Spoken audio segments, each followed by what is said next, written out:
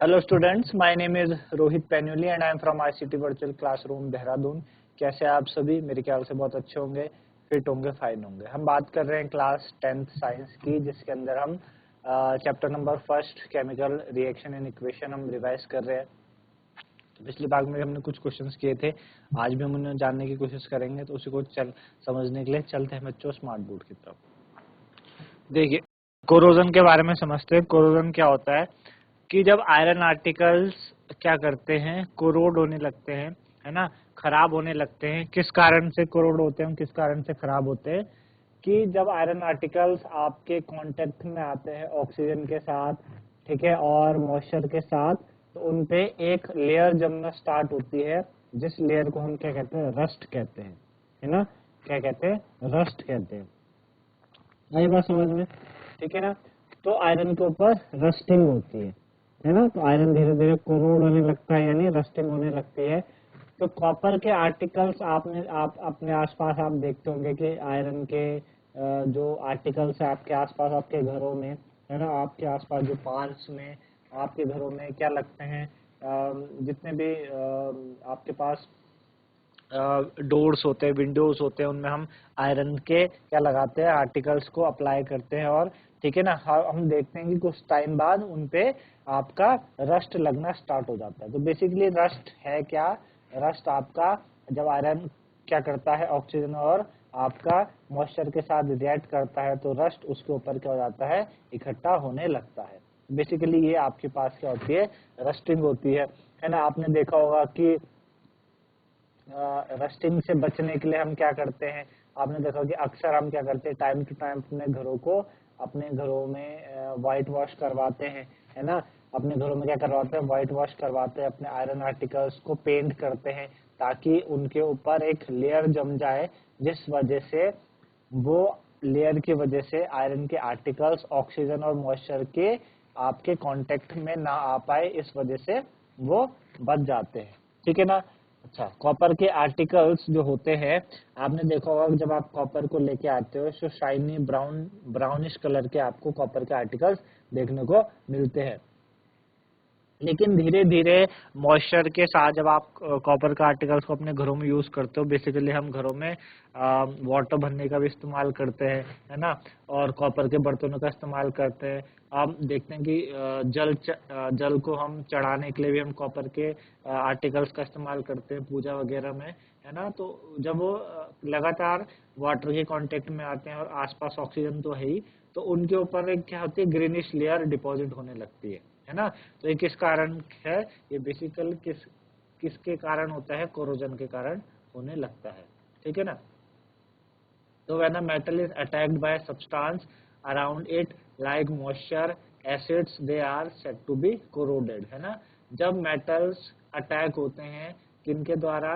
Moistures के द्वारा, acids के द्वारा, जो उनके आसपास मौजूद है ना, तो हम कहते हैं उस प्रोसेस को कोरोजन कहते हैं। ठीक है ना। आई बात समझ में? उस प्रोसेस को हम क्या कहते हैं?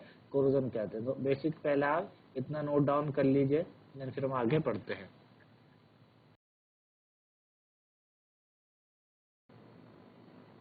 चलिए, तो ये नोट डाउन कर लिया होगा आपने। आगे बढ़ते हैं, और अगला जो हमारे पास है, रेंसिडिटी, है ना।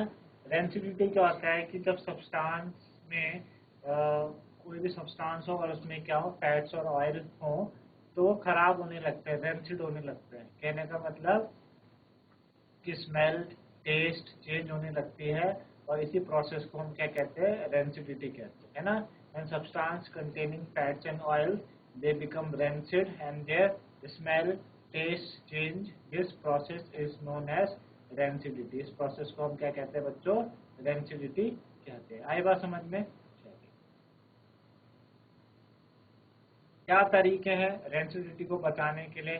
तो हम क्या करते हैं, एंटीऑक्सीडेंट का इस्तेमाल करते हैं रेंसिडिटी को बचाने के लिए, है ना।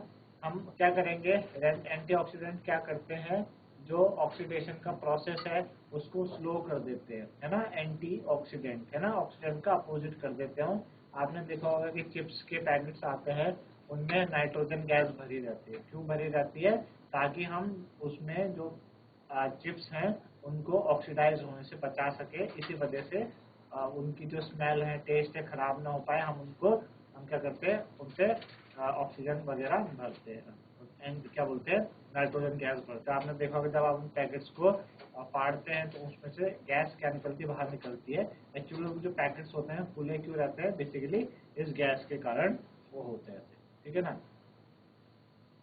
दूसरी बात, क्वेश्चन भी है कि क्यों oil and fat containing food items flushed with nitrogen and why, है ना, to prevent them from getting oxidize. उनको ऑक्सीडाइज होने से बचाने के लिए हम क्या करते हैं, इस तरीके से उसमें नाइट्रोजन भरते हैं। आई बात समझ में? इतना आप नोट कर लीजिए पहले।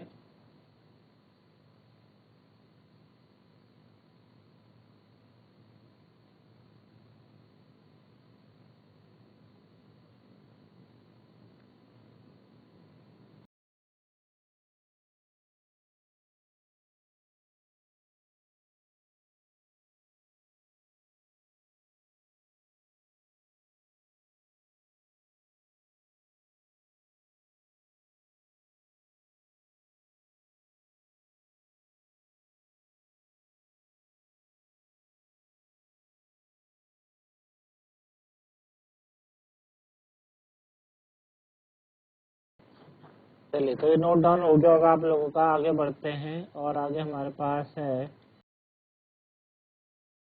Decomposition reaction require energy either in the form of heat, light or electricity for breaking down reactants explain, है ना। तो हमें डिकम्पोजिशन रिएक्शन बतानी है हीट की प्रेजेंस में। तो हमने देखा FeSO4 को जब आप हीट करते हो तो आयरन ऑक्साइड SO2 और SO3 बनता है, एक सब्सटेंस डिकम्पोज हो रहा है दो या दो से ज़्यादा में, ठीक है ना। अच्छा, अगला देखें, प्रेजेंस ऑफ लाइट। लाइट के प्रेजेंस में आपके पास AgCl जो वाइट कलर का होता है, जब इस पे ऊपर सनलाइट पड़ती है तो Ag और Cl2 में कन्वर्ट होता है ये, है ना। तो लाइट की प्रेजेंस में हम इसको कर रहे हैं। इलेक्ट्रिसिटी के प्रेजेंस में कैसे डिकम्पोज हुआ, वाटर इलेक्ट्रिसिटी हमने डाली H2 और O2 में आपका तब्दील हो गया, है ना। तो बेसिक ये आपके पास है कैसे हम हीट और लाइट और इलेक्ट्रिसिटी की प्रेजेंस में चीज़ों को डिकम्पोज करते हैं। हमें बेसिक डिकम्पोजिंग रिएक्शन बतानी थी, है ना। तो इसे आप नोट डाउन करिए।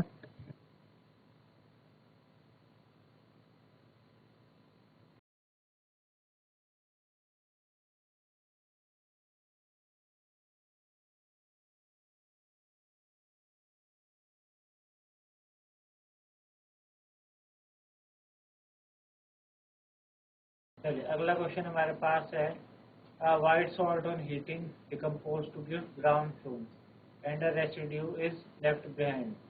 आपके पास एक व्हाइट सॉल्ट था, जब आप उसको हीट करेंगे, व्हाइट सॉल्ट को जब आप हीट करोगे तो वो डिकम्पोज होके ब्राउन फ्यूम्स देता है और रेसिड्यू आपका बच जाता है, ठीक है ना। तो आपको सॉल्ट का नाम बताना है और केमिकल इक्वेशन बतानी है ना।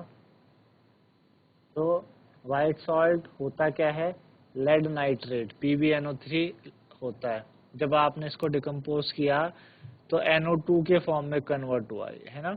और ये जो NO2 है यही क्या करती है, ब्राउन कलर की गैस क्या करती है, रिलीज करती है। मतलब ब्राउन कलर की गैस वहाँ से इसी के कारण रिलीज होती है ना।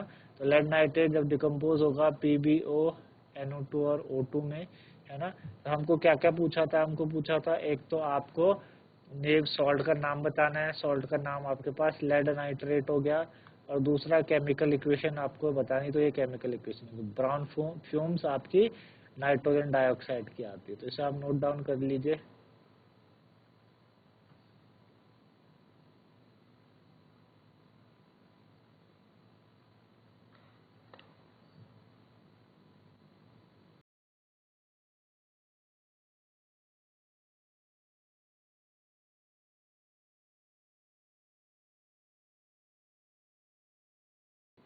चलिए, नोट डाउन हो गया होगा। आगे देखें, आपको रिड्यूसिंग एजेंट बताना है और कौन सा ज़्यादा रिएक्टिव है, MnO2 Al MnAl2O3।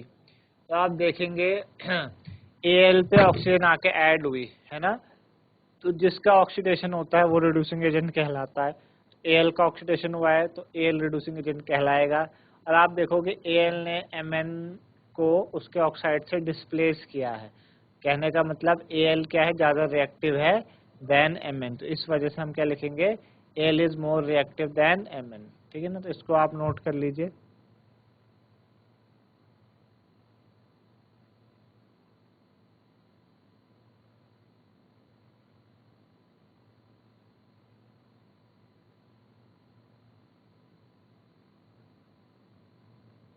Precipitation reaction क्या होती है, जिसमें कि आपका आयन का एक्सचेंज होता है और एक इनसॉल्युबल प्रोडक्ट आपके पास बनता है, उसे हम प्रेसिपिटेशन रिएक्शन कहते हैं। एक्सोथर्मिक रिएक्शन किसे किसे कहेंगे, वो रिएक्शन जिसमें कि हीट आपकी रिलीज होती है रिएक्शन के समय। जैसे क्विक लाइम को जब आप वाटर में मिलाया, स्लेट लाइम बना और हीट एनर्जी रिलीज हुई है। ठीक है, अच्छा। ऑक्सीडेशन रिएक्शंस क्या होती है, रिएक्शंस जिसमें कि आप ऑक्सीजन ऐड करवाते हैं और हाइड्रोजन रिमूव होती है, उसे हम ऑक्सीडेशन कहते हैं। जैसे कि CuO में जब ऑक्सीजन ऐड हुई तो CO बना, CuO रेडियस ब्राउन था और CuO आपका ब्लैक कलर का हुआ। ठीक है ना, आई बात समझ में। तो बेसिक 3 रिएक्शन थे हमारे पास, ऑक्सीडेशन, प्रेसिपिटेशन और एक्सोथर्मिक।